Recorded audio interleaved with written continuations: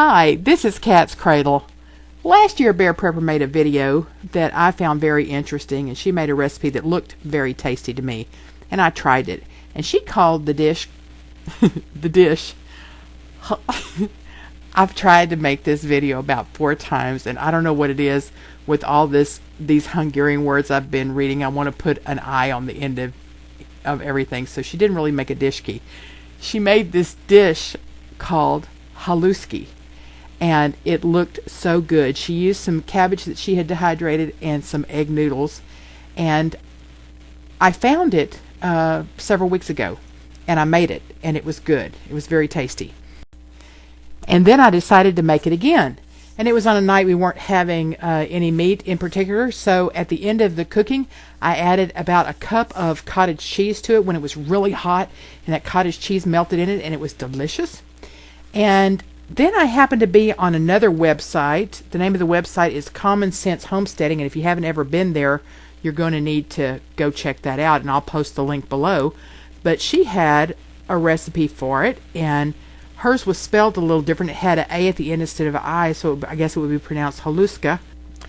I even saw another thing on the internet that called this dish Kluski z Kapusta, which is dumplings or noodles and cabbage. But any way you want to call it, this is a terrific dish, and it doesn't take long to prepare, so I'm going to call it a great fast food. In the big skillet, I have some butter melting. Don't worry about the amounts. I'll give you the ingredients below. I made a half a batch. In went some chopped onion. Then in goes the pretty finely shredded cabbage. I made it about a 1/4 of an inch wide, and so I just get that all in there. This nice big skillet is perfect for this. My fire might have been up a little. My stove might have been up a little high. That's a ceramic cooktop, so obviously there's no fire there. So I just spread it out with my fingers. In the back pot, I have some water boiling so that I can cook these egg noodles. I'm going to cook half a package. And if you look closely, the date says 8/11. That's the best by date on those noodles. They're just fine. I've had them stored in a big tin in the back. A lot of people complain about egg noodles, but they're no problem for me. I love these tongs. They're on the bottom. They're a plastic or Teflon. You can pull the little tab and close them, push it and open them, and they're great for doing something like this, turning my noodles to make sure butter is on every little piece of them. Again, I never have any problem storing egg noodles. Never had one bit of a problem. I even stored them when I lived down in Texas. Didn't have an issue. I'm not sure what people's problem is who can't store them, but I've just been very successful with that. I store them in a big old plastic tote. I just pile them in there and use them when I get to them. Sometimes it's 2 years, sometimes it's 3 years, not much longer than that. Alright, now the cabbage has been simmering. The egg noodles are just about ready. In a dish like this, I especially do not like them mushy, so I cook them al dente. The only thing I would have done differently here is that I would lift up the lid on my cabbage periodically and drain the water off. I would not do that if I have to do it again. I am putting on a little bit of salt and a little bit of pepper. I would have allowed all of that condensation on the lid to fall back into the cabbage, because you will see at the end where I have to add a little bit of moisture back. It cooks down very quickly. I am here adding the sour cream, and I saw a lot of recipes where they just serve the sour cream on the side and you just put a dollop of it on your individual serving. I wanted to incorporate it in the whole dish, so I just put it all in the pan here. I'm draining the egg noodles now, and when they're drained, I'm going to add them to the skillet, and you will see that adding the hot egg noodles on top of that sour cream will help it to break up very quickly and to be able to be incorporated throughout all that dish.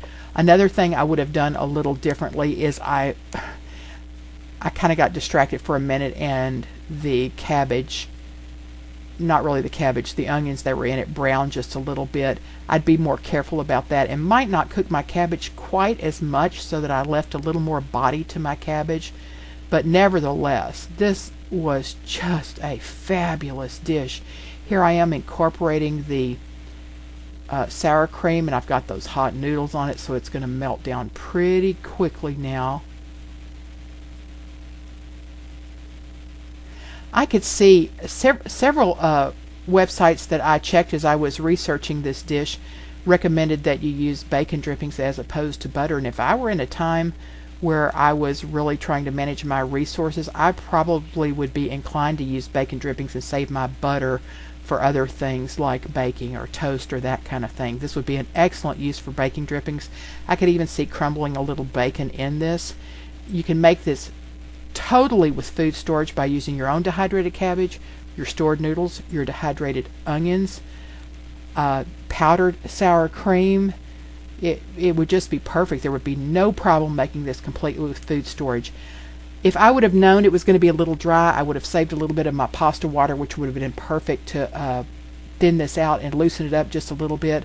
But I'd already discarded my pasta water, so I'm just putting a little water from my water filter pitcher in there, and it worked just fine. Loosened it up just a little bit. You can see that the sour cream is just almost totally incorporated in there. If I wouldn't have cooked the cabbage so long and let the onions caramelize just a little bit, this would not have any brownish tint to it at all. It would be the color of the noodles and just slightly green from the cabbage. But because I've browned the onions a little bit, it looks a little brown. I think I could make it look a little prettier. I'm trying to get a piece of noodle on that fork and give it a taste. Needs just a tiny little bit more salt. I'm always hesitant to do that until I get my noodles in there because I boil them in salted water. So I always try to hold off just a little bit, and I think it could be benefited just a little bit by a touch of my homegrown cayenne pepper. I put them in a store-bought bottle, but that's my own red pepper flakes, and it sure did taste delicious in there. And I put just a little bit, so it just gave it just a tiny little bit of heat. Taste again, make sure the salt's right. It was perfect. Prepare was my camera person today, and she was dying to taste this. Cabbage is just about her favorite thing, and so she gets the first plate here. If I can keep the bread from sliding off. It's a real simple meal. I've got the Haluska here, a piece of crusty rustic bread, and then I had some little cheap pieces of pork that I put some barbecue sauce on. Truly a peasant meal. And so she's going to try it here for you. We're going to try to get it set up so she can get back from behind the camera and come here and taste it. See what she says. I'm going to listen to you, so go ahead and talk. We want to hear what you think about it. Wow, that is really good. You like that? That is very good. I love cabbage and I love egg noodles, and this is a great idea. Think that's a keeper? Oh, yes. All right.